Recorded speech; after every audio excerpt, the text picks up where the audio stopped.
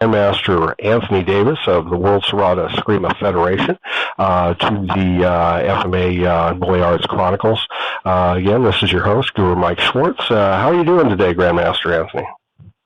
I'm totally elated to finally have an opportunity to be able to do an interview with you, Master Schwartz. I'm just so proud of your continued expansionism, especially in the area of the WSEF, World Serrata Eskrima Federation. And, you know, you've interviewed so many prior immaculate martial arts instructors and figures throughout the world. It's just a pleasure for me to finally be able to have this opportunity to talk with you and all the listeners out there. Thank you so much. We definitely appreciate that. What I'd like to get started today is I'd like to, first of all, get some background and some history as to how you initially became involved in your particular personal martial arts experience from the beginning. Can you tell us a little bit about that? Sure. Well, you know, I come from a military family, just grew up and all that. And, of course, you know, the minute you mention military, you mention, along with it, regimentation. So, you know, the setting in my household as a youngster, whether I realized it or not, was always based upon protocol, ethics, chain of command. And so I grew up in that. And so I guess basically, you know, militaristic lifestyle incorporates combative mentality as well. So, you know, my father was a pretty good left jabber, and you never knew when that jab was coming at you. So he's from the old school, and that's combine that with the military. Oh, man, I tell you, we were in the Shaolin Temple at the youngest of ages. So your father then was a intricate and primary influence then on your combative attitude, if you will, or combative ethic in the way that you may have conducted yourself in combat, so to speak. Well, that's true because you know his background. He has a background in several areas of sports. Softball, he played that in the military, stationed him in places like Germany and England. And so he was kind of I would say, a semi-celebrity in the military within his own right. But he had a strong boxing background as well. And so we kind of naturally grew up with, he sort of fine-tuned it and set the foundation and the tone to what would come later in my particular martial arts evolution. And so with that strong background in boxing, with your father's advice and coaching, what actually drew you from Western boxing into martial arts, and what was the first system that you began to work with? Well, you know, really, my initial attraction to martial arts was, basically like a lot of people, Green Hornet, different features that were featuring martial arts in the 60s. I Spy with Robert Cope and Bill Cosby, because they used to use different combative tactics, karate, chops, judo, flip, so forth, which catches the eye of especially a youngster like myself. You see the tricknology in it. It's fascinating. And so there was a magical aesthetic attraction to me to martial arts initially. So from the 60s on, like 65, 64, 63, from that point forward, I always desired to want to come in direct contact, especially with Bruce Lee. And so it's very ironic because eventually that journey, upon my father's retirement from the Air Force in 1969-70, he scoped out Air Force Base that would be nearby in outside city, Travis Air Force Base. And so outside the city were two actual sub-cities, and beholding many other ex-military and civil service workers. And a lot of those civil service workers where my father retired as at had come from the island of Hawaii. And so basically we had great Grandmaster Alehu Alvarez Sr., who was a protege of Professor one of the major Kaju Kembo founders. And then you had our own Tony Ramos of the Tony Ramos Kaju Kembo system also coming out of Professor Emperado. So, you know, it's interesting. That city is a mecca and kind of an unknown territory with some strong martial artists that came out of it. Even Mr. Miyagi comes out of that city, Pat Morita. And so, yeah, it was there. So sort of that magnetism and that seed that was planted from the Green Hornet and so forth basically escalated, I feel, esoterically to that area. And so then, due to the influence of Grandmaster Emperado and his associates in Grandmaster Tony Ramos and so forth, your first system then would be Kaju Kenbo. Is that correct? That would be totally correct. And the way that I perfected Kaju Kenbo was basically based upon a good Kaju Kembo 5-man attack flash. And, you know, the thing is I started doing self-study in the field of martial arts. I was on a mission, young man on a mission. But every book that came out, even, you know, one of my major instrumentators in martial arts self-study was Bruce Tegner. And a lot of people don't give Bruce Tegner what I consider to be total acknowledgement planting the seeds of martial arts in most Americans' minds, because he was one of the first entrepreneurs that actually taught certain people like Robert Culp and Bill Cosby martial arts in Hollywood. And then from there, Ed Parker, another Emperado recipient, breaks off, and Professor Chow recipient, begins his emergence in Southern California. And so all of that was interconnected. And so to make a long story short, it even brought Bruce Lee into the area, and I can get into a little bit of that too. So, you know, dream kind of manifesting and coming true for me.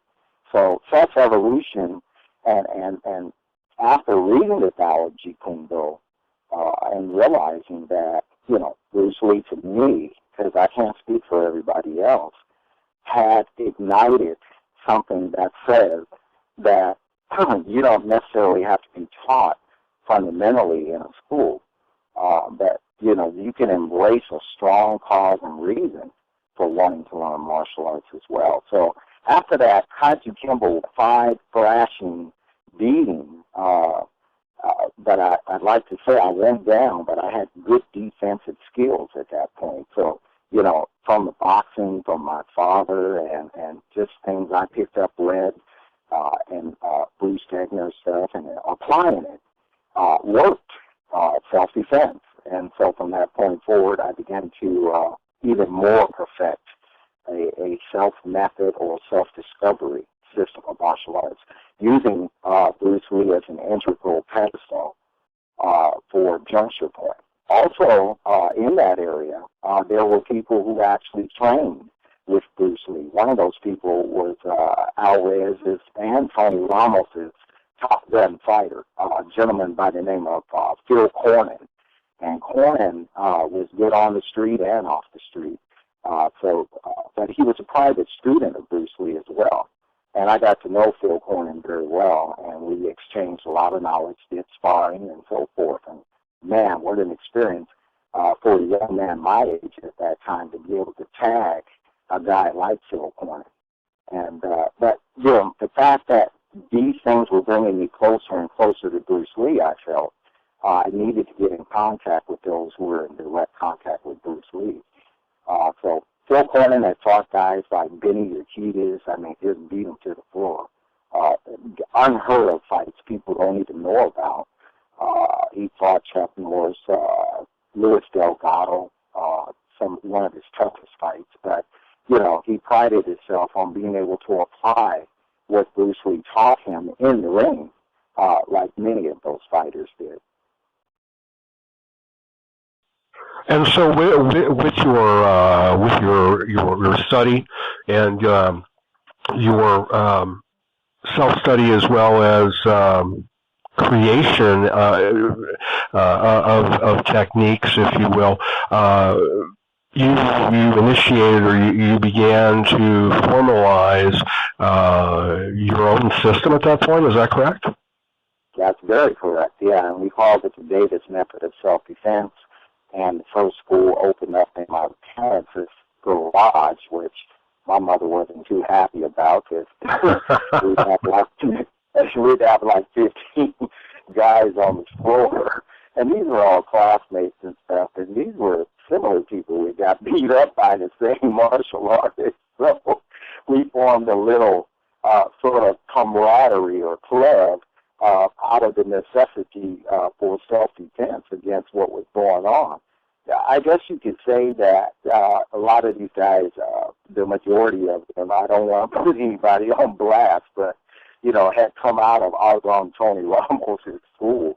And he kind of reminded me of that old Chinese evil figure that you always have to go up against in the Chinese movies. So, you know, kind of instigated the students to go out there and practice some of those roundhouse kicks on people's heads, you know. So I became one of those victims. But there were a lot of people that went through that process. So out of necessity of survival, in a sense, in that environment, basically put me on a self-voyage. Also, you know, I couldn't afford to actually go into a martial arts school at that time. My parents didn't have any clue about the necessity of something like that. They're like, you know, you're wasting your time on all that, you know. But for me, after that good beating, I tell you, it really woke me up. Nothing like a good beating to open up the third eye.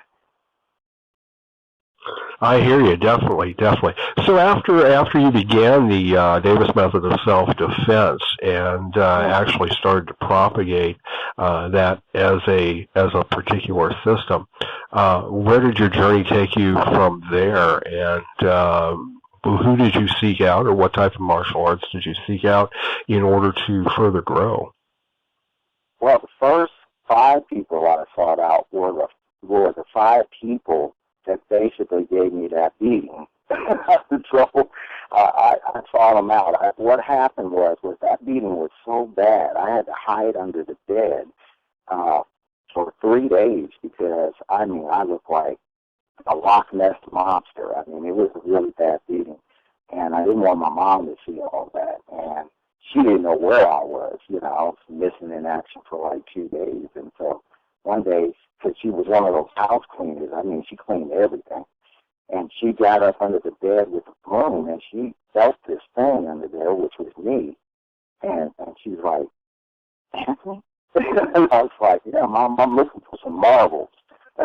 She said, come out from underneath that bed.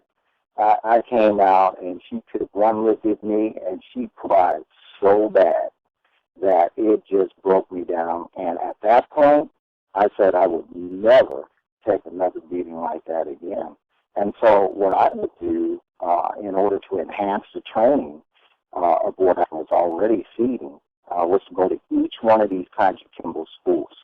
I would go to Al Reyes' school over in Susan, California at that time, and I'd watch everything they would do. I'd actually mentally record, watch, do that at Tony Ramos' school from time to time. Just pop in, you know, anonymously, and sit there. And Calvin Shin School, another protege of Tony Ramos, one of the best kept secrets of Kaiji Kimbo, and watch what he would do. I was really impressed with him because their form was really nice. I mean, they were on the money with horse stances, cat stances, and he had very good fighters in his school as well. So I would record all that. But I went to school with a lot of those people that were in those schools too. And so in order to see how effective my methodology could be, I would take on Kumite challenge matches after school with some of these guys. They didn't like me anyway. But I mow them down. But those 5 people, going back to those 5 people, oh yeah, I got every 4 of those people back, but I got them back individually. And so I knew that the determination of self-defense was very important at that point. And so I broke them down. One guy, he still rolls around in a wheelchair. I go back and give him some cookies and 6-pack of beer every now and then, but we're all friends today. But yes, that was my experience in the outgrowth of martial arts. So I needed, I guess, to discover what made Kaiju Kimbo effective in order to be able to counteract Kaiju Kimbo or intercept it, as Bruce Lee talked about in Jeet Kune Do, the way of the intercepting fit. So, application is the key to the deep method of self-defense. And so after seeking those 5 individuals separately, what particular system or methodology did you move to, or what did you gravitate towards after that in order to pursue further knowledge base? Yeah, a keener understanding of boxing, because at that time, full contact karate was the thing. Today, MMA and so forth, but at that particular time, yeah, martial arts had been experiencing from the Midwest, East Coast, West Coast with full contact karate. And so, make a long story short, I got more into the boxing and kickboxing after that point, because, I fought in a lot of tournaments. Even Tony Ramos' tournaments. These guys were also some of the pioneers of tournaments in the 60s all the way into the 70s, 80s, and so forth. And they held the biggest tournaments in NorCal, called CKC, other tournaments and so forth, who were top-rated martial artists from Chuck Norris to Joe Louis came and participated in. So, they were kingpins also in the marketing aspect of martial arts as well. So, to make a long story short, kickboxing came in to where, I guess, Bruce Lee's concepts began to become more readily applied to step up the martial arts to the 12th power. And so classical systems of martial arts, like Kaiju Kimbo, is based on a lot of forms, pinyons, as they call them, dances of death. There's all kinds of elaborate names and so forth that they give these forms. But make a long story short, when you try to apply a lot of that stuff in actual combat, and I did, because I taught Tony Ramos' oldest sons, who were black belts. I don't want to mention the oldest son's names, but yeah, kind of suckered him in over at my homeschool garage, and we sparred, and man, kicked him through the garage door with the shuffle side Bruce Lee type kick, just following through with emotional contact. And so, at that point, I just knew, kickboxing was the way to go. And so participating in some of those tournaments and using that way of thinking, I realized I was getting disqualified all the time because, to pull back on a punch, to me, I was more interested in the effectiveness of what a kata can do. And so I never pulled back when it came to combat or kumite. So that drew me into kickboxing. So boxing was essential because, most martial artists in the 70s, their hands were their biggest weak point. Because, number one, boxers understand that you have to block even the most minimal amount of energy with concepts and angleizations and so forth. So there's a science behind boxing, too. And so they have the more effective understanding that also taking a punch very well as well. And so, you can't just hit them to where you think one punch is going to knock them out. And so I knew boxing was essential. So I started adding along with the kicking aspects, because I had good kicks. My kicks were very fast. I passed after people like Bill Wallace, Skipper Mullins, and, really observed those cats. And so kickboxing was the next step in the evolutionary process of my growth. And so, with the advent of your growth into boxing and kickboxing, was there a particular coach or trainer that you worked with at that time, outside, of course, of your father's influence, that that helped you in that growth process? Oh yeah, definitely. Like I said, Fairfield, Tucson, California, man, I tell you, there's just so many hidden treasures there. But yeah, I went to school. Two of my students, Armando and Jose, were brothers of a very underground, popular boxing coach, and he used to do it for the kids to get them off the streets. But their oldest brother's name is Jesse Lopez Sr., and he'd been in the Fairfield area since like 62, 63. And but his passion, because he's an ex-boxing champion out of Mexico City, kept him constantly teaching boxing at his home. And so Jose and Armando had an interest in martial arts and kickboxing primarily at that time, and they heard about me. And so they came over. I started teaching them. I've been working with them for like a year. But one day they kind of came back and said, our older brother told us that, he didn't have a lot of faith in martial arts tactics and so forth, because he had been training over at Alvarez school for like 6 months, man. And he said he told him to spar with one of the black belts, and he hit him in the chest so hard he almost killed him. So, after that, his brother, having strong influence on the other brothers, told him, don't even learn, don't waste your time learning martial arts, because I almost killed one of those guys with one of my basic boxing punches, and boxing is far much more effective than what they're teaching. And this is at Alvarez's Kaiser Kimball School. So, I'll make a long story short, they came to me and they said, our brother told us we can't train with you anymore. And I said, why? And he explained what I just said. And I said, well, listen, can you set up a meeting with your brother, with me and you, Jose Armando? And they said, yeah, I'll talk to him. So next day, I went over to Jesse Lopez Sr.'s home. And he looked like one of those typical, skeptical-minded old boxing trainer type of cats, like, what you going to show me? So, at any rate, in order to demonstrate to him the effectiveness of combining practical hand applications with effective foot applications, I sparred with Armando because he was the oldest and the more speedier and powerful kicker of the two. And so we got in the backyard, squared off, older brothers looking, of course, and we did the salute. And right away, Mondo came in with the boxing tactic, spinning mule kick straight to the solar plexus, took him out.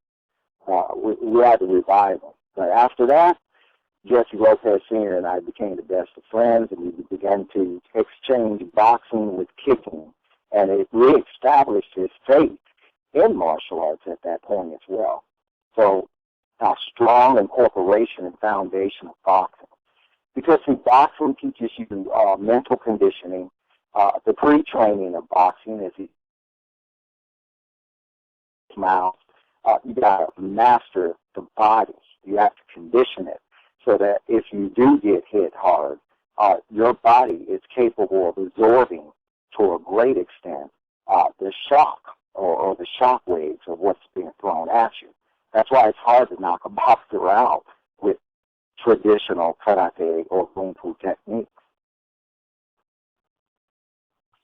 So to go back or to encapsulate, what we had just spoken about, essentially your growth from the point of past the experiences with the Kaiju Kenbo was when you began training in boxing and kickboxing, but more with the influence of or the assistance of Coach Lopez Sr. to help you to incorporate further boxing attributes to what you were already doing within boxing and kickboxing. Is that would that be a true statement? That's right on the money. Yeah, that's correct. And so with the conditioning that you gained from training with Jesse Lopez Sr., the body conditioning as a whole became so much more important to you, or as important to you as the technique itself, simply because with that hardening you were able to also learn or be able to take a punch as well as be able to adequately or equitably distribute or advance with a technique to your opponent. That's correct. And see, that's another thing, is if you're used to knocking a guy out or hitting a guy hard, but yet when the attack or counterattack is reciprocal, because you have to take into consideration that the guy that you're facing or the people that you're facing is just as determined to take you out as you're just as not to be taken out. So, you have to learn to absorb a good blow also. That's just keeping it real, being realistic. So, sometimes I've actually sparred with guys where I take the blow on purpose just so I can get them to commit to the blow that I'm getting ready to counterattack with. I did that in Berlin, Germany, on the streets of Berlin. Got challenged by some high-powered black belt Turkish fighters on the spot. And, beautiful kicks and everything. They came in, but they had a goal and a mission in mind to overpower the American once they heard I was from the States. They had an attitude right away. So I kept trying to get out of that match. This is in 1990. And so I told my liaison, tell him, look, I don't spar. I fight. And if we do kumite, I'm not going to play games with you. I'm gonna actually hit you. And I thought that would scare him off. Excuse me, but obviously it didn't. And so, make a long story short, the guy had super kicks. I mean, he came in and he hit hard with a side kick to the solar plexus area. And so, thank God, from the boxing training, you're taught numerous body conditioning exercises to condition the stomach area. And so basically when he hit, I overrode the hit, bam, straight left cross right, bam, he's out. Cold, just hit him hard, knock him out. And the thing is that sometimes you got to take a good punch or kick in order to deliver one back. Yeah, so the boxing is very essential in the outgrowth of my methodology, and it actually keeps you at a place of real reality as well, because you don't ever know what the other guy is really going to do, and so you can't have preconceived ideas, and that's another thing with our method of thinking is that it's not so much what we're taught to do. Our highest level of attainment at that particular point is to get to a place where we can do this stuff naturally based upon sensitivity. So I started learning all that stuff, and now going into the other parts of the evolution of the training, with the hard and the combative side of stuff, I know that there's a yin and yang to the arts as well. And so that took me in the direction of Professor John K. Wong, the founder of the Wuxing Tai Chi Chuan system, based out of Suisun, California. And that's an interesting part of the journey as well. Can you tell me and elaborate a little bit more about your time with Professor Wong within the Wuxing system? Yeah. The way I met Professor John K. Wong was by way of his son, Leonard Wong, who later became the successor of the system, and rest his soul. He passed away about a year and a half, 2 years ago. But yeah, we became fast friends. But yeah, he was also one of the people who carried the seal that stamped diplomas and certificates for the Kajukenbo system. Even over and above Professor Imperato, he had the power from Professor Imperato to endorse in the Fairfield, all California mainland area, all those people who are or later became elevated in the Kajukenbo system. So and his kids, Lana Wong and Charlie Wong, was also students of Tony Ramos as well, high-ranking students, green belts, brown belts, status, and damn good fighters, brought those trophies home for Tony Ramos. And so, but John Wong had another background because based and entrenched in his Chinese roots and originally being from Hawaii, he also had what was known as the Kahuna line within his family as well. So he was a Kahuna as well. And he looked, and very similar to Pat Morita, Mr. Miyagi, and had that same austerity about him. But the only difference between the two is this was the real Mr. Miyagi to me. So he's very philosophical, but he constructed the Wuxing Tai Chi system based upon internal, specifically internal martial arts. And his Tai Chi was all about healing because his belief was that if you can destruct with martial arts, you can also heal with martial arts as well. And so that drew me to him ultimately. But what actually got me a ticket to meet Professor Wong was his son Warner. We had a Kumite match, and basically I bested Warner in the match, and so he took that information back to his father, and then from that point forward, his father wanted to meet me. And so we met at his home, and I can go more into that if you'd like. Yes, please do. Absolutely. So the system of Wuxing that Professor Wong taught, his emphasis was primarily internally. Then he combined a great deal of like the qigong, or for more internal development, as well as perhaps maybe even some bagua for hands or things of that nature, along with the Tai Chi that he taught. That's correct, and he had a keen understanding of all that stuff. He also knew Bruce Lee. They had all met in that same Kajukenbo arena or circle during the 60s and 70s. Because, by that time, Bruce Lee had opened up a Queen in Oakland, California, and by the auspices of James Jim Lee, they began to actually enterprise in the Oakland area. So, 67, 68, 69, 70, all those people were interconnected together. And Bruce also was on that journey, as you know, of developing what later became Jeet Kune Do and so forth.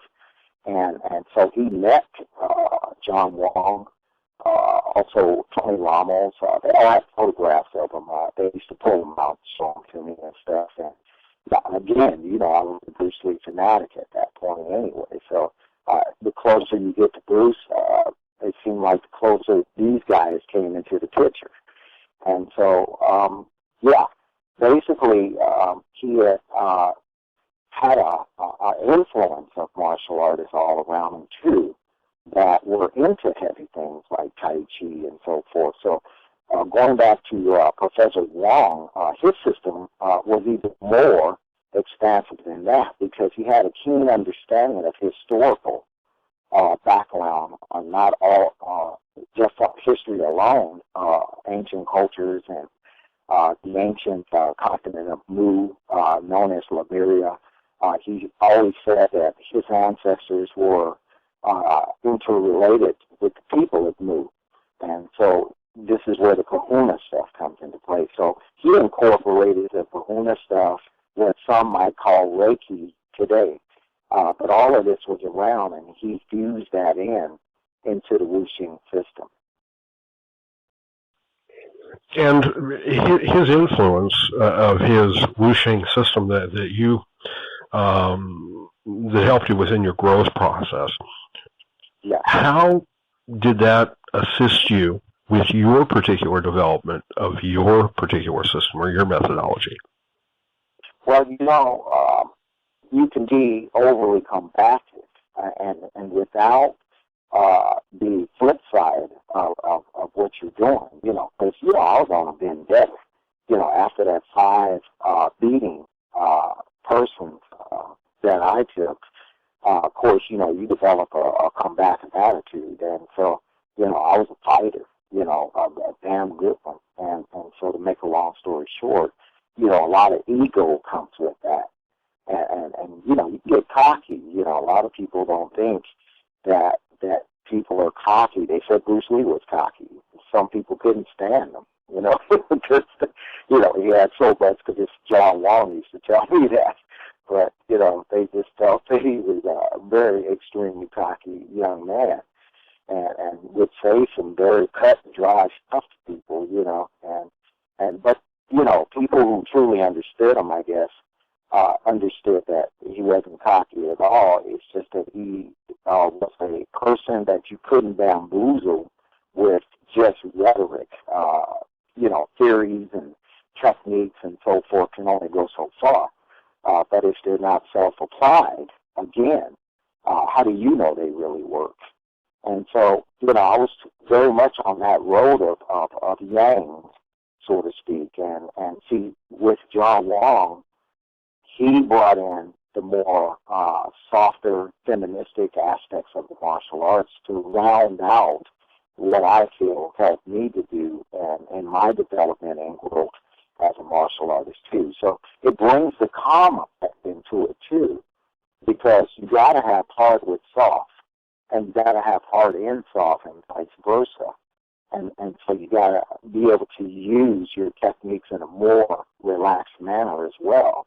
And Uncle John, as many called him, also had an understanding of the physiology of the human anatomy as well. So he understood auras, how to remove energy, how to restore energy, and so all these things were essential. Again, if you can kill with martial arts, you can also heal with martial arts. And so I combined that aspect within the methodology of the deep method of self-defense. Fascinating, very fascinating. So after your time with Professor Wong, where did the journey take you next in your development of your system? Well, that's where I think things really started coming together for me. The thing is, my journey began like back in, like I said, with my dad and everything, but I would say more formally focused on martial arts as far as time periods, coming out of 1971. All the things we just discussed cover that time period. Going into right around 1976, relocated to Ohio. And now what I did is I wanted to see if the deep method theories, with all these combinations of experience, kumite matches, actual combat matches, and so forth, if your theories are sound, can you adapt them into other environments? And so I transitioned the system over into the Midwest and opened up a school there called the Mercury Karate Kung Fu School. And the thing about Cleveland in the 70s is that it was very segregated in a sense, because you got the west side, you got the east side, and of course, east side, but make a long story short, the bridge separates the two areas, and so it was pretty racially stratified in a sense. Cleveland is an old city, and so they were very set in their ways. But to make a long story short, I started mingling with the martial arts establishment there. First school I started teaching out of, whole school, was Northern Westwind School Northern Kung Fu School run by none other than Professor Greg Mayo. Mayo's very legendary in Cleveland. He trained under Grandmaster Sykes. As you know, we do commemorations for all of the illustrious Grandmasters, and had the pleasure and honor of being able to host a special award ceremony, which included people like Greg Mayo, some of his original students. Professor Sam Copeland out of Pittsburgh, Pennsylvania, attended. Beautiful ceremony, but make a long story short, 76, he actually extended his hospitality out to me. This is Professor Greg Mayo, to teach in his school. And so that got me started entrepreneur-wise and to be able to set up the structure to test the methodology there. So we stayed there for about a year, became good friends, and then I moved over to the west side. I had a group of students now, about 15 strong, and they wanted to move with me. They liked what I was teaching. They experienced it for themselves, and so they wanted to come to the school on the west side. So we scoped out a building over there, and it's interesting because where we ran the school, which is on West 25th Street, is the divide line where the farmers market and food and all that stuff is sold on Saturdays. And so it brings together all people from both sides, east side, west side, in contact with each other for at least one day. And so that's where we opened up the school, because we wanted to be in the middle of integration.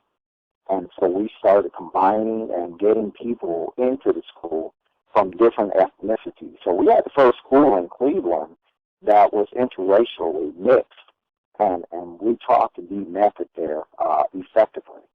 We went out to fight tournaments, win the tournaments to a certain extent, first place, second place trophies, and we give them back because we weren't interested in the elaboracy of fame, fortune. We just wanted to know that our tactics were sound, effective, and that they worked. So I was in 76 up to about 80. And then 1980, Cleveland, Ohio, we're in school, it's around 79, and we're thinking, man, we need to bring more exposure to the school. We need to do something different from what the martial art establishment in Cleveland is doing, because, number one, they have a cartel. Cleveland can be very clannish within the martial art community. You're either in that clique or you're out that clique, and if you're not in that clique, then they're not rolling with you or supporting your events and so forth. So we were outside that clique. We were kind of like a band of gypsies because we had all the integrated factors going on, and both sides resented it. And being an old California guy, we grew up on military bases, so we never entertained racial mentality. My mom taught us to accept everybody. And so, make a long story short, we just started actually proving our methodology was effective by fighting all these guys again. Basically doing what I've always done, which is, if you feel that way, let's put it on the floor and see what works and what doesn't work. We're willing to go there. Indomitable spirit is essential when you go into a mode of combative fighting. You can't go in entertaining the idea of injury, loss, whatever. You have to go in there determined that what you learn is going to be effective when it comes down to it. And so, we have a strong spirit within the art that drives it. So about 1980, we brought, as a special guest star, two people, actually, Danny Monsanto and Richard Bastille, out to Cleveland, Ohio, as highlights and as additive promotional purposes for our school. We had to bring in something that we knew that everybody would pretty much recognize, and we knew that Danny Monsanto had a strong connection with Bruce Lee. And of course, you know me, I want to get in contact or as close to people that knew Bruce Lee as much as possible, so that I could extract some of that story and information and wisdom that they gathered, because everybody has their own personal experiences, I'm sure, with Bruce Lee. And so each story, each person I've met that has actually known Bruce Lee, the John K. Long and Bill Cornyn, private student and so forth, all have their different takes on his mentality. And so, of course, bringing Danny and Richard into Cleveland, Ohio was a major highlight, because Bruce Lee's name drew all those martial artists that didn't want to support initially what we were doing. They came out for the sake of, we want to get close to that too. And so we were the first to actually bring them in to the state of Ohio for that purpose. And they gave an immaculate 2-day seminar for the people there. And so it kicked off FMA also in the Midwest area, in that area. And then, of course, Danny and Richard, being the best of team partners, were able to entrepreneur from that point forward into other Midwestern states and so forth, as you know, St. Louis and everything else. That was around 1980. And so after your introduction, or from the aspect of Guru Dan and Richard Bustillo into the Cleveland Midwest martial arts opportunities there, were you at that point, were you a student, if you will, of Guru Dan, and did you continue to learn the Kali and the JKD systems under Guru Dan, or under his auspices? Yeah, that's a question of that people have asked for many years. What is your actual influence or understanding of? Did you train under Danny Monsanto? In a sense, yes. In a sense, no. Going back to going to the Patrick Kimball schools, really observing and watching and paying close attention. There's more than one way to extract information. And so filming everything that they did in the 1980 seminar and having that direct influence with Danny and Richard at that time was a really remarkable way of retaining knowledge for later periods of study. And so this has been a practice that I have used over the years, even with Supreme Great Grandmaster Angel Cabales, is to film your material. That is why I totally recommend materials of documentation, because you can use that material to go over and over and over again and perfect it at a point to where you understand it at the end of the rainbow. And so, filming their seminar portions of the 2 days in 1980 and having a strong background in what I was already doing, I extracted that information and absorbed it into what we're doing. So, yes, and participated in seminars, too, with them at that point, too. And I kept that going over a period of years. We didn't just stop there, because from 80 on to 1983, we bring them to California. Danny and Alfonso, again, made special guest appearances and did more filming in what he was teaching in his evolution and growth of FMA. And so over the years, we've had a strong, workable relationship from Cleveland all the way back into California. And so even in 83, more training, more knowledge, more promotions, because I guess you can call me that as well, because we put these things together for the education, bringing more exposure to what Danny was doing and Jeet Kune Do.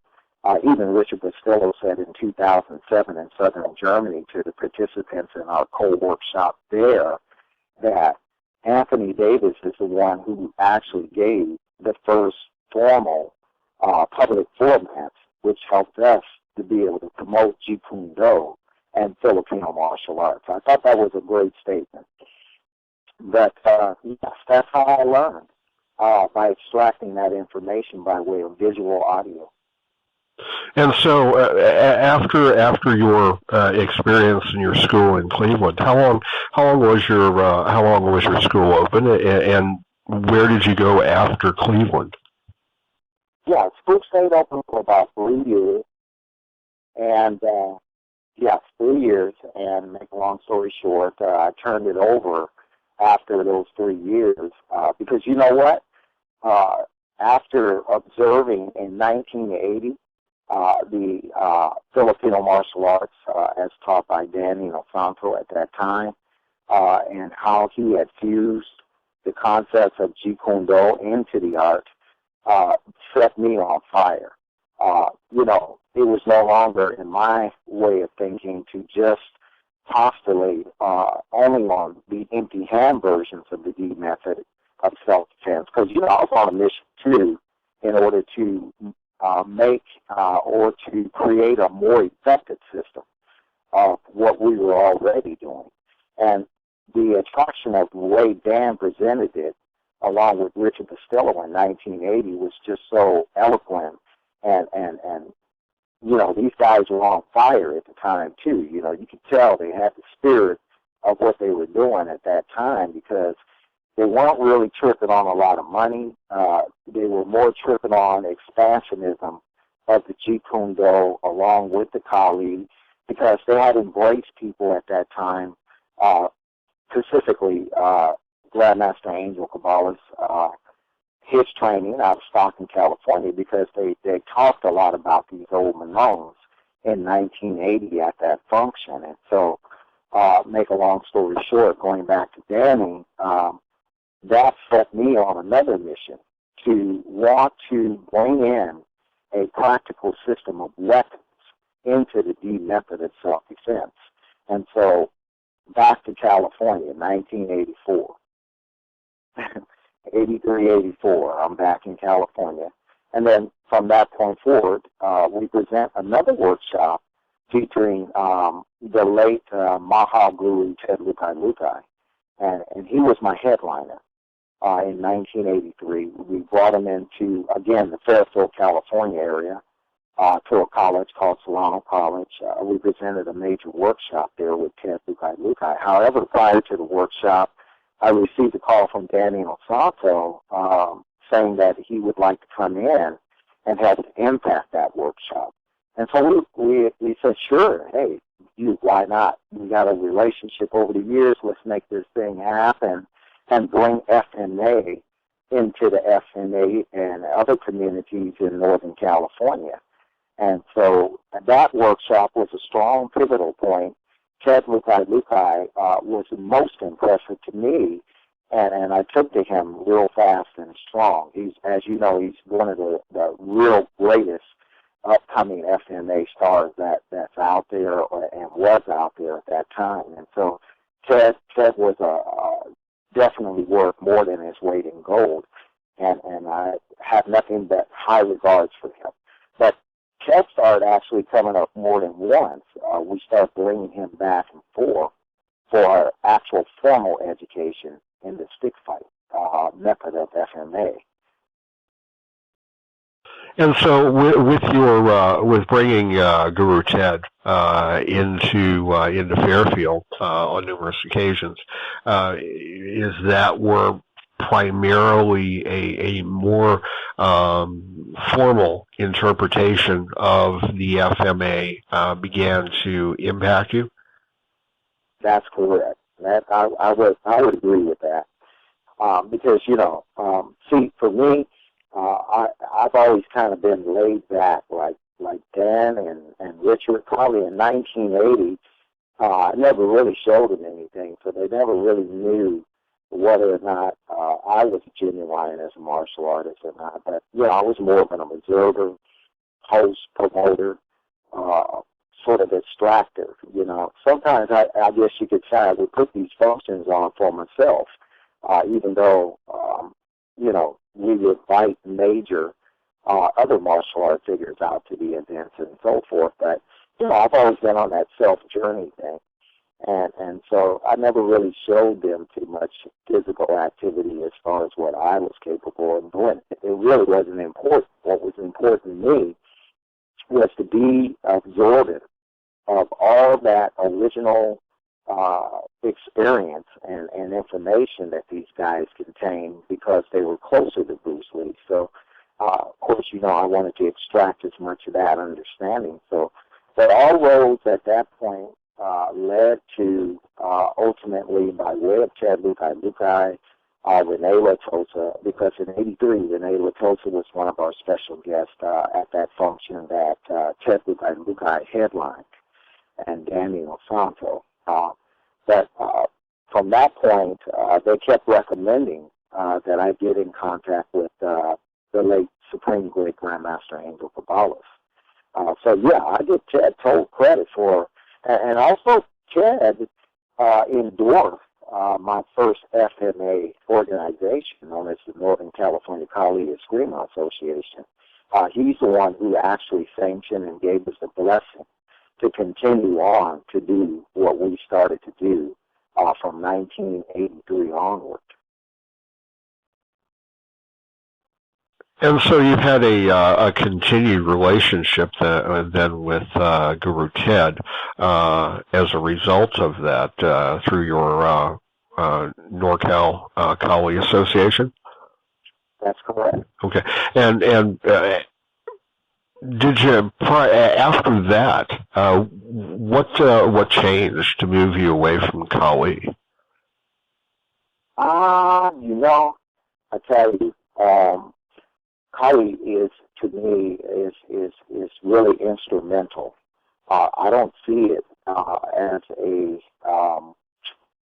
some people talk more about how long the stick is and so forth, but, Kali, if it's presented as Danny and Richard have presented it over the years, gives a person a strong or a fundamental understanding of what can come later as they progress more and more into more intricate combative fighting with the sticks and the blades.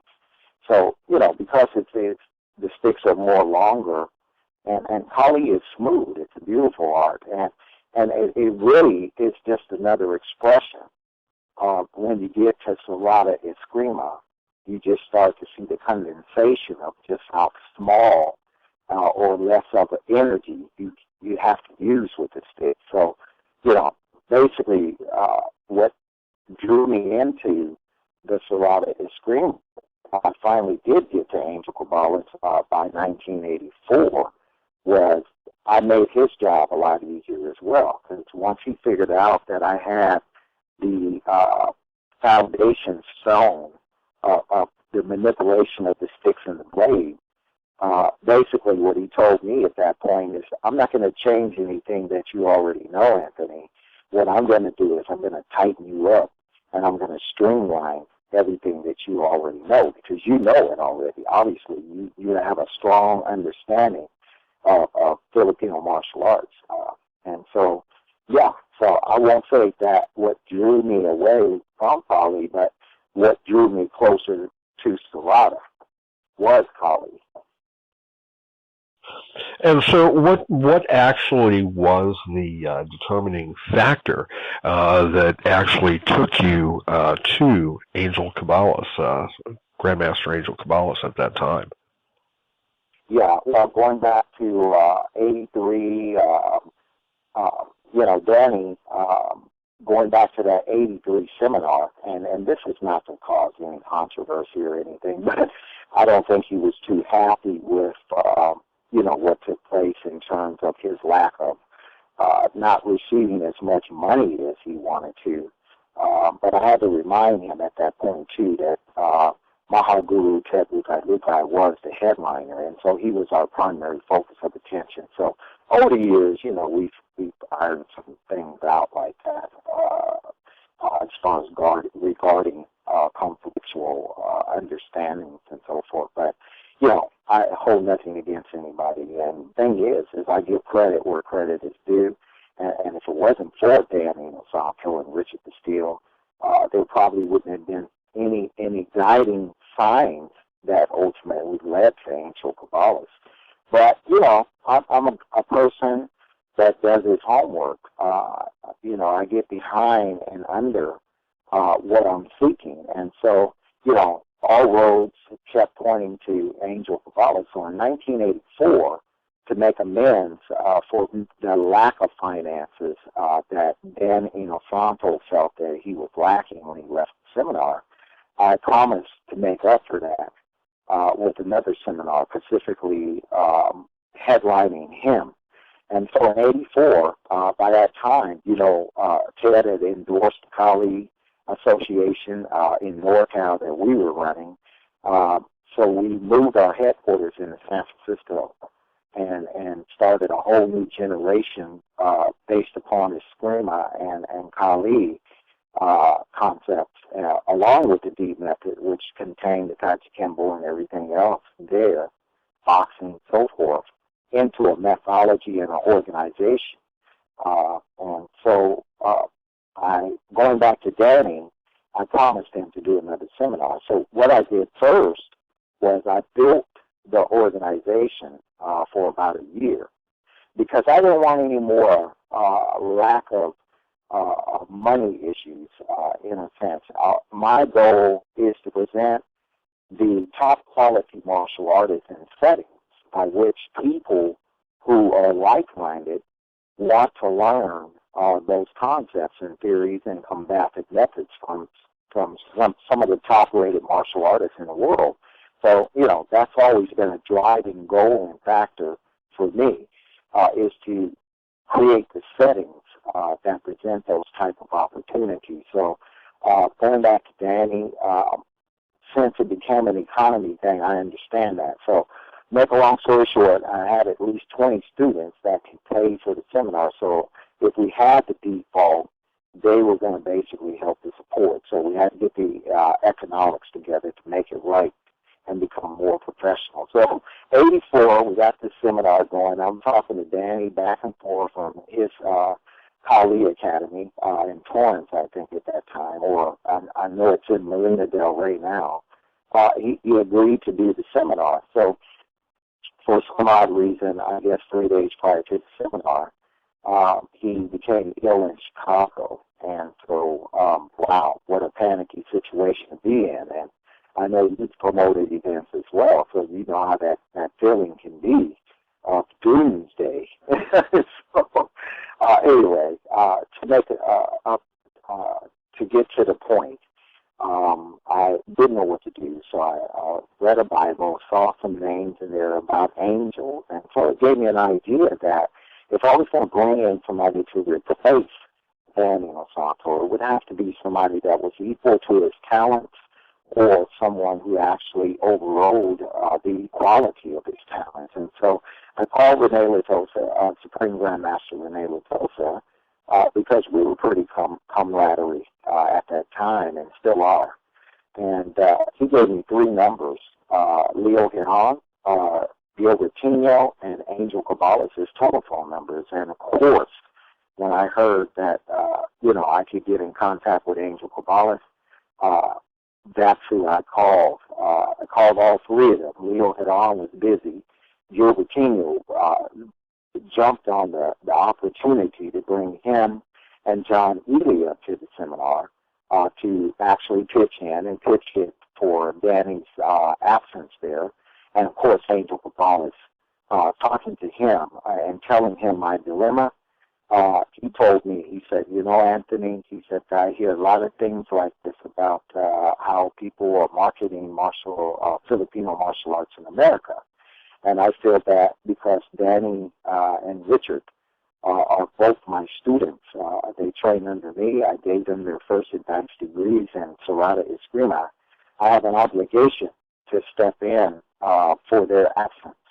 And also I feel that I am the true progenitor for Filipino martial arts in America. And so I have a responsibility to make sure that the quality of Filipino martial arts is maintained. So we have to help to make your seminar a success. And he did. He came out and wow, we had 100 participants for the seminar. When they heard Danny was not there, oh man, we had a couple little incidences, but the thing is that noble guests came out like Al Novak, the late Professor Al Novak, Professor Wally J., Professor John K. Wong. Many of the greats came out to support the seminar. And just basically, once they saw Angel move in action, there were no more complaints. They knew that there was something very special in the room. And I've never seen someone that age, 64, move with that type of speed, precision. And we knew we had the right replacements for the Eno Santo seminar. And from that point forward, Angel extended an invitation out to me to train from him directly to override any other politics that might be coming my way. And so we established over the years a strong camaraderie as teachers, students, friends, family, and otherwise. And so during your training within Kabbalah, Sarada, Eskrima, you had private lessons, of course, with Grandmaster Angel, but were you ever a guest there at his school, and who were some of his students that you worked with on a regular basis? Well, you know what? I'll be completely honest with you. Angel extended the personal invitation to train directly from him. And, I've never been one, and this is not a put down to anybody, but if you have a golden opportunity to train directly from, let's say, Bruce Lee, I'm sure that 99% of the people would take that opportunity to do that. And so, as I said, not a put down to any of Angel's other proteges. But I didn't want to train from any of the proteges. I wanted to train directly from Angel Kabbalah. So he agreed to that also. And so my 7 years of consistent training with Angel, based on our personal relationship, that's what began to grow. So he acknowledged the organization that we were running in San Francisco as well. He knew I was a seasoned instructor, and that my purpose for learning from him was to extract more combative, proven, tried weapon information regarding Filipino martial arts. And his situation was that he had trained many generations of escrimadores, but it still had not accomplished his purpose of expanding his art all over the world. There were certain people who have taken the art of Sarada Eskrima to certain levels of attainment, but in Angel's opinion, he still felt that his art was going to become one of the classic arts, like many of the old Japanese and Okinawan masters and so forth, because he was the founder of Sarada Eskrima. And so he had a personal interest also in wanting to expand his art all over the world, nationwide first and then all over the world. And so I embraced part of that mission as well. And our exchange was, an agreement was that I would help to expand Sarada all over the world, which I have gone on to do. And in exchange for that, Angel, I want to get a more keener, direct understanding and mind exchange on what makes the Sarada system of Eskrima as effective as you say it is. And so that's my relationship with Angel. So I train directly with Angel. Sometimes, I'd mix it up with Kimball. We do little demonstrations and stuff together. I mean, it wasn't like I didn't cross sticks with any of them. But at the same time, I train more directly at Angel's various different home locations throughout the 7 years. So, and his family and my family actually became, extended family members. So, we get together for other occasions other than Eskrima. He'd come up to my school at that time in Tucson, California, because that was the school that we also co-founded together as well. So we were business partners as well. I was helping him to expand his mission for Serrata Eskrima, being entrepreneur today, as you see it, all over the world. So, I helped him to instrumentate that. But I got a strong understanding of Serrata Eskrima in a different way by establishing that personal relationship. So your experience then within Serrata Eskrima was primarily a very personal one as a result of your personal relationship with Grandmaster Angel, that some of his other students perhaps may not have been able to enjoy. And again, not taking anything away, obviously, from your contemporaries that also trained directly under Grandmaster Angel for many years, but your particular 7 years with Angel Cabales became more of not only a training for those 7 years, but a personal and philosophical journey for that 7 years for the both of you together. Oh, most definitely. Even to this day, we still ride together in everything that I do. And as you know, part of that dream that he wanted to manifest, as far as his art becoming internationally known all over the world, is represented by the World Serrata Eskrima Federation. That federation is an outgrowth of what started in Fairfield, all the way in Cleveland, from Cleveland back to California, from California into Deutschland, Germany, Switzerland, all over the world. That is Angel's dream. That's his legacy. And for me, even when I took the art of Serrata Eskrima into Berlin, Germany in 1990, I had two choices. One was establish the D method of self-defense above and beyond Serrata Eskrima, or fulfill my agreement and obligation to Angel Cabales and establish Serrata Eskrima first. And so, what I did was I established both simultaneously together, because, see, Serrata Eskrima is now a integrated part of many parts of the D method of self-defense. No part overrules or outbalances the other. Whatever the student or initiate needs, the D method can address those issues and point the way. And so Serrata Eskrima, of course, is one of the most strongest traditional genealogical systems within the D method of self-defense as well, by way of Angel Cabales and his training and where he came from and his background.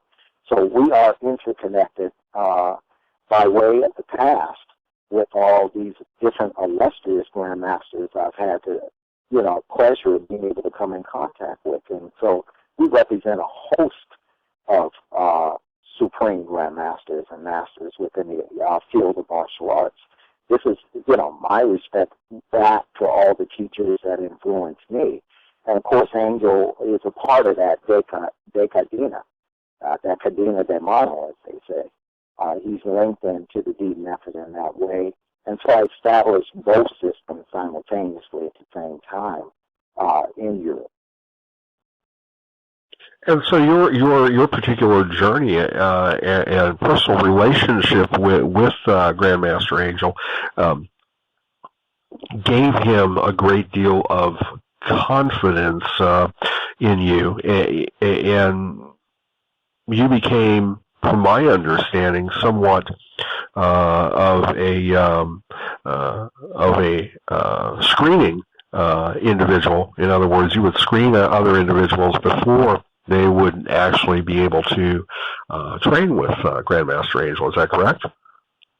Yeah, well, actually just the opposite, because, the thing is a good example of that is 1985, when Angel Cabales and I began to co-fuse our organizations into one singular separate division and body FMA organization.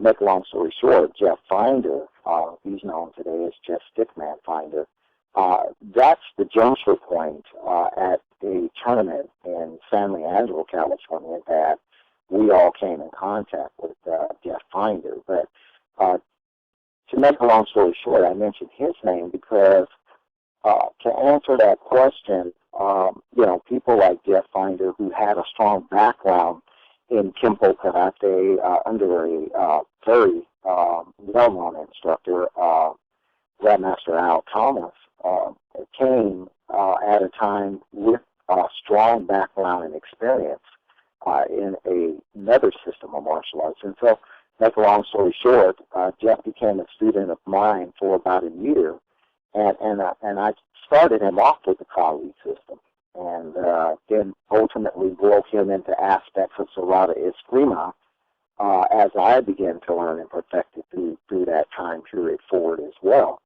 And so after about a year of training, I sent him to Angel Cabales for the purpose of assisting, helping to finance Angel Cabales' projects there as well by training under Angel and paying him money for his services as he asked. And but as far as the question of screening, he would do that occasionally, I'm sure. But I really didn't hear of him doing that with any of the other students as far as, telling them to train this guy for 3 months and then send him to me. I never did that either. But with Jeff Finder, he wanted to go directly to Angel Cabales, but Angel, and this is what I will always say about Angel, is that Angel was a very honest and fair man. And so because he knew that I was co-instrumentated to do the demonstration in 1985 at Max Pallen's tournament, he knew that I was setting up all these different appearance engagements for him as well and helping to assist and to expand his system by learning it myself as well. And so he told Jeff Finder, he says, listen, he says, if go talk to Anthony before you come to me, and if Anthony says it's okay, then I prefer for you to go to Anthony because he's the one who set this up and is helping to promote me. So just out of fairness and honor, I'm not going to try to step on his toes. And that's how Angel was. So we never body blocked students from coming in contact with Angel. Another great example of that is Graciela Casillas. Everybody has heard of Graciela Casillas at some point in time, but during a time point in her life, in my life, in 1986, I was introduced to her by Sifu Bill Henderson, a Southern Wing Chun stylist and promoter in Southern California at that time. And I guess she had gone through the Kali Academy by way of Danny Inosanto, because as you know, she was a private protege under Danny Inosanto at a point in time, and also trained under Richard Bastile's auspices as well. But at the time that I met her, she had been ostracized, if I could use that terminology, out of the academies for one reason or the other.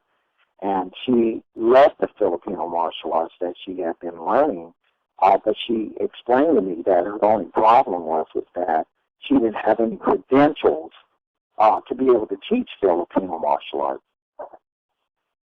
So when she found out that, I was a direct protege under Angel, she asked me, is there a way to hook us up directly or indirectly? I'll be more than happy to pay you a finder's fee. And I told her, excuse me, I don't work that way. I know who you are, and I think Angel would really appreciate being able to train you further in Filipino martial arts. So I hooked both of them up.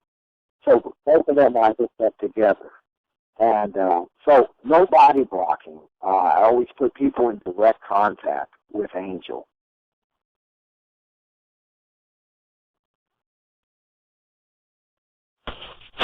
And as far as the current organization, your organization that was founded with yourself as well as with Professor Leo Fong, was that an outgrowth of the NorCal Kali Association, and was that something that Grandmaster Angel had encouraged and was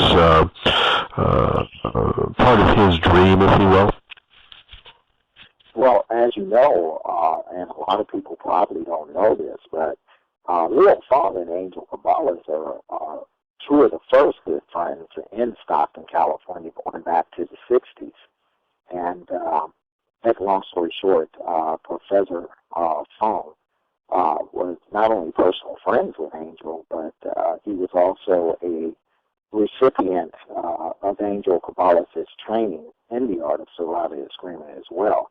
This is even prior to Danny Monsanto and Richard Bastille training directly under Angel. So Leo Fong had influence, or was influenced greatly by Grandmaster Angel Cabales as well? That's correct. And of course, Professor Fong is a personality and a grand professor in his own right, because simultaneously, as he was training under Angel Cabales, learning the art of Serrata Eskrima, he was also training from the legendary Bruce Lee as well. So he's personal student between both those parties. And another thing a lot of people don't know about Professor Fong is that he is also one of the co-promoters of many of the NorCal tournaments that took place in Northern California as well. We all know that he has been a film producer and director of film through martial art action films throughout the years, and still continues to be. But also he is a direct influence of what became ultimately the beginnings of the World Serrata Eskrima Federation. Also, because he had promoted certain products, he's one of the first promoters of Serrata Eskrima by way of his first silent films, 8mm films, which Grandmaster Jimmy Takosa appears in with Angel Cabales. So Fong had been around for a long time, but he hadn't been in contact with Angel for many years because the film industry took him down to Southern California. And so, of course, by the time we formulate the outgrowth of what later becomes the WSEF, of the World Serrata Eskrima Federation, Professor Angel had already been passed away since 1990. So by 2003, because Angel desired it, he wanted to realign as many of his former students into a neutral or new federation that we had created together as much as possible. So I felt that Professor Fong represented a strategic part of the history and background of Angel Cabales. And so throughout the years, I established a relationship with him, and then we finally decided together in 2003 that we would continue the positive and theoretical and laboratorial aspects of the Angel Cabales Serrata system of Eskrima. So together we form the World Serrata Eskrima Federation. How do you feel on a personal level that the representatives of all of the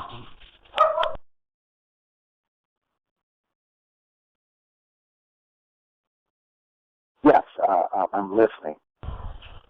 I'm sorry, I kind of broke off there. On a personal level, what is your opinion as far as the political situation, if you will, of the current graduates of Grandmaster Cabales, and how the system itself is being promoted or propagated? How do you feel that that's progressing? Yeah, I tell you, I think it's progressing very well. The thing is that I acknowledge anybody that has total credibility who has trained directly under Angel Caballas. And certainly I wasn't the only one with that, wonderful experience to be able to train from Angel directly because, above and beyond what seems to be a lot of controversy between different master graduates and advanced graduates of Angel Caballas, there really is no conflict at all because, to me, each one of these people had their own personal experiences with Angel, and I was not there at those particular moments and times that they experienced what they specifically experienced with Angel, and so we all have, I believe, distinctive relationship with Angel Caballas and what we experience, and also, to me, it makes a big difference on what your focus and purpose is as to why you come to an instructor, especially a combative instructor like Angel Caballas in the first place. For me, I wanted to understand the psychological value behind what he had to teach, and so in order to do that, I knew that I needed a direct exchange and experience with him. And so I totally was absorbent in listening to his old stories about, his experience combatively in the Philippines and Alaska and California during the 30s and the 40s and so forth, and how racially intense it was at that time, and, how Filipinos basically were treated in terms of racial perspectives, their color, what they looked like, and forbidden food, which was for them to be able to date Caucasian women, which was a cardinal crime. And so, learning all these stories and how he was and survived in America during a time like that told me even more so the impact of why he believed so much in his Serrata system of Eskrima. And so, yes, that I'm not taking that away from any of the other graduates that train under Angel Caballas, but at the same time, neither of us can experience what we all individually experience in group or separate from the late great Grandmaster Angel Caballas. So, that's my take on it. What do you feel that your particular, where do you feel that your particular individual journey is going in the future? And not only that, where do you feel and how do you feel the organization of the WSEF is going to progress in the future? And where is that organization, as a whole, where is the organization going to progress? Well, that's an extremely good question, because where it has come from and where it is now and where is it going, it has gone into very capable representatives' hands in various different countries, including the United States. But we have representatives now that are in places like Turkey, Australia, Switzerland, Germany, and moving swiftly into the UK. But, the worldwide community of Escrimadores that are under the banner of the World Serrata Eskrima Federation, I have had the pleasure of working distinctively and individually with all of the representative instructors. And so one of the requirements that has always been in my system of martial arts is that each one of my students must go on to progress and to expand the system in their own creative and independent ways in order to expand the system out even more regarding the legacy of Serrata Eskrima, Angel Caballas, and all the other masters that we represent within my method of self-defense and propagation of martial arts. And so to also add to that, where is it going in other directions? I'm, at this particular point, going to be turning the main body of the World Psoriasis Extrema Federation over to yourself, Senior Master Swartz. Today, I definitely wanted to make a special announcement about Master Swartz. He has been one of the most prolific representatives of the World Psoriasis Extrema Federation for many years, because the question you asked about Leo Fong and myself formulating the World Psoriasis Extrema Federation, Michael Swartz, I'd like to mention, was the first initiated member in that organization when we both created it, Professor Fong and myself. And he has been totally loyal and dedicated to the fold, to the propagation of the legacy of Angel Caballas in so many prolific ways. Just go to his websites and you can see everything he's accomplished. But today, I'd like to announce that he is the new presiding president and honorary Grand Master of the World Psoriasis Extrema Federation. And this is not without work, sacrifice, and merit. He definitely has earned his stick stripes, and I'm proud to be able to turn the World Psoriasis Extrema Federation positioning over to him today. So that is a new direction that you will see in the future will bring us even more success and expansionism in the legacy of Angel Caballas and other illustrious masters. So congratulations, Michael. I'm very proud to be able to pass that mantle over to you and to be able to let the public know that, yes, we have not only a strong legacy, but we're open to expand it even more. So we even offer camaraderie and peace amongst all those who may feel that Psoriasis brothers and sisters are in conflict. But when it comes to the World Psoriasis Extrema Federation, there is no conflict. Well, I'd like to thank you very much, Grandmaster Anthony. I do greatly appreciate that, and I'm honored, truly honored, to, of course, accept your award, and I'm very pleased.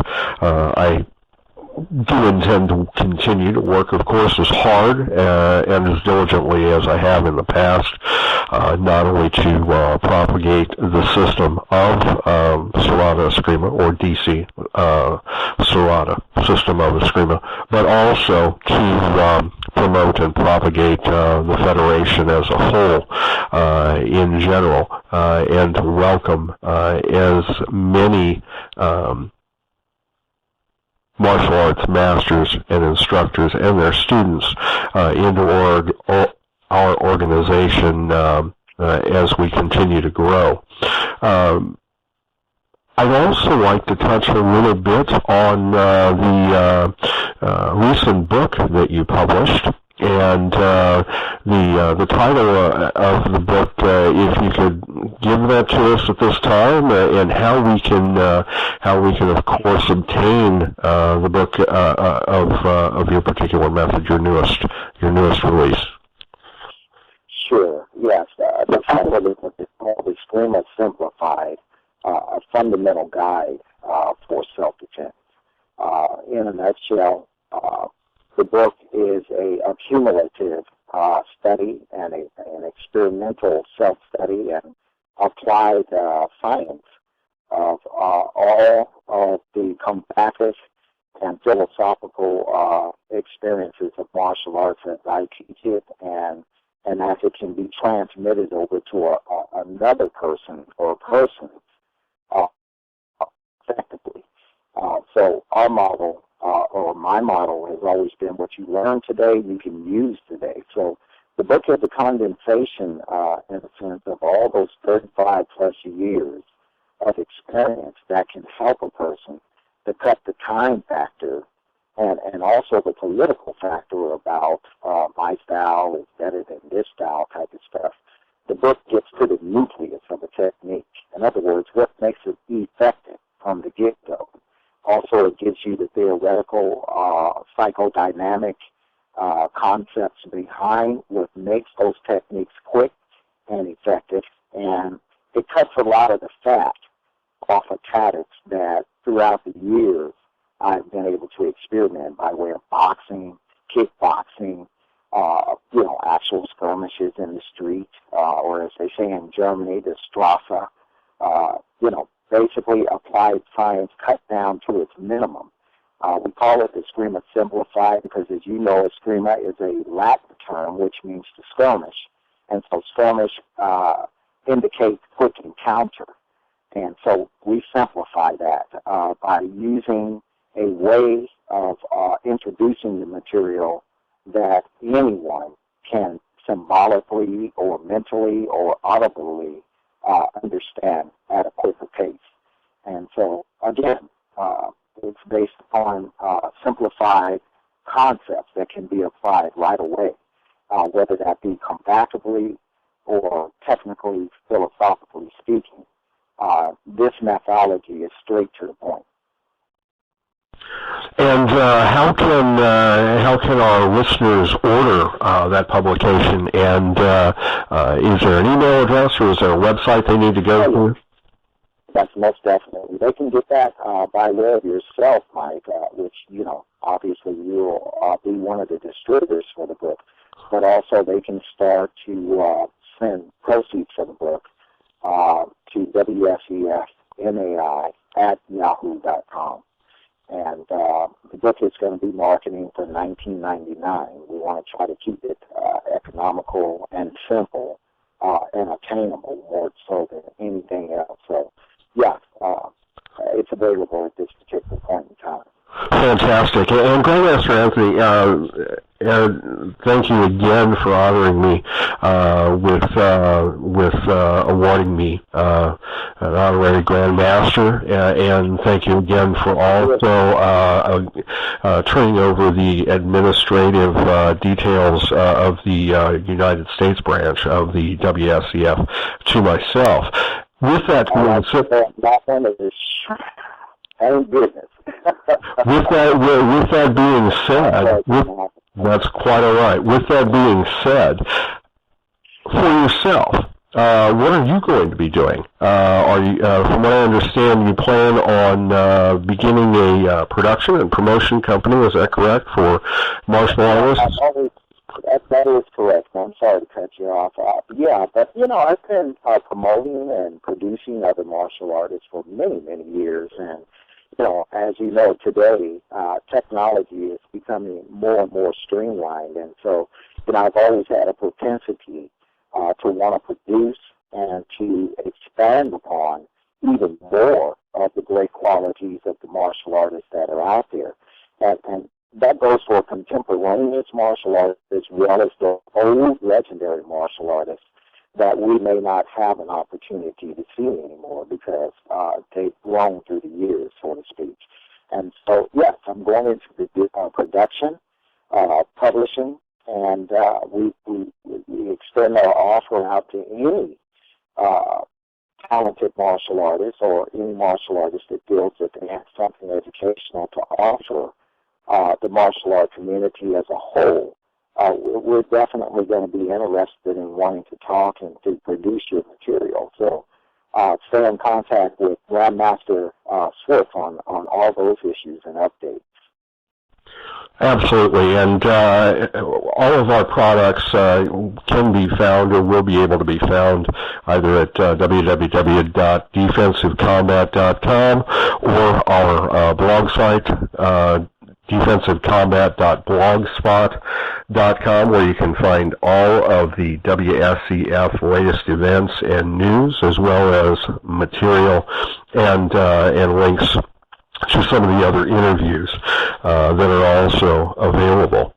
And for personal contact, Grandmaster Anthony, if someone would like to contact you, would actually like to have you in for a seminar or actually become a personal student of yours, should that be available, is there a particular email address that they would be able to contact you at? Yes, well, as the representative for the WSEF now here all over the world and other places around the world, it's been a pleasure to be in the position of doing national and international seminars with so many people. As you know, I've been able to train people all over the world that are doing a great job of expanding Serrata Eskrima. But for me, I feel that any project that I get involved in, I have to go into it full scale. And so the training for me now will be definitely coming by way of production and producing and directing. And if there's a request for something specialized in terms of private training, I'm always available for that. And again, they can get in contact with your particular locales, and we'll work it that way. Now, on that note, that's where I'll start doing the screening, as you asked me earlier. That's regarding private students and so forth. So. I understand completely. So, in other words, in regards to seminar and that sort of activity, you would like to open that up for your particular country, for the WSEF country representatives, such as myself. Senior Master Bilal Erbakan in Turkey, and Grandmaster David Foggy in Australia, and of course Master Byrne in Germany. Is that correct? That's correct, and we don't want to leave out Grandmaster Casialo out in the West Coast as well. Absolutely. In the California area. So, yes, they can get in contact with any of those directives and directors, and they can basically steer you, all of them, including yourself, to the directions that they're interested in the most.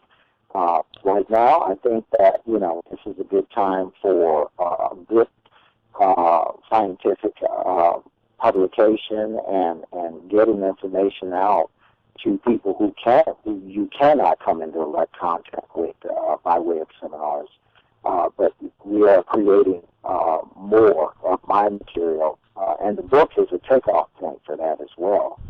An ongoing series of the deep method of self-defense as well. So keep all of that in mind, and anyone who is interested can get in contact with Grandmaster Michael Swartz and all the other directives depending upon what country you're in. Thank you so much for your time, Grandmaster Davis. It's been a pleasure speaking to you. Again, thank you so much for the honor that you have awarded me and bestowed upon me. I will take that. And I will continue to expand our federation and work diligently as I have in the past. Is there anything else that you'd like to say at this time before we close? I can only close by simply saying that, the inner journey that I went on regarding martial arts has definitely been very blissful for me. It's brought me in direct contact with some of the greatest personalities in the field of martial arts, both old, contemporaneous, and I'm sure there'll be some new ones. But to all the brothers and the sisters within any Serrata Eskrima fold, all these representatives out there for Serrata Eskrima, in my opinion, all have something very profitable to offer. And if you have an opportunity to be able to train from any of them, please do. Brothers like Grandmaster Ron Eternal, brothers like Grandmaster Carlito Bonjock and Jerry Cristiano and Grandmaster Darren Bond. It's just so many wonderful insights on Serrata Eskrima out there by these particular people. Grandmaster Sultan and Dean, just wonderful Serrata patriots. And if you get a chance to be able to train with any of those guys, please do, because they can interpret their personal experiences also of what they've learned from the late Supreme Great Grandmaster Angel Caballas. We all represent the legacy in our own ways, but when it's all said and done, long live Serrata Eskrima, and along with the legacy of the late Supreme Great Grandmaster Angel Cabales.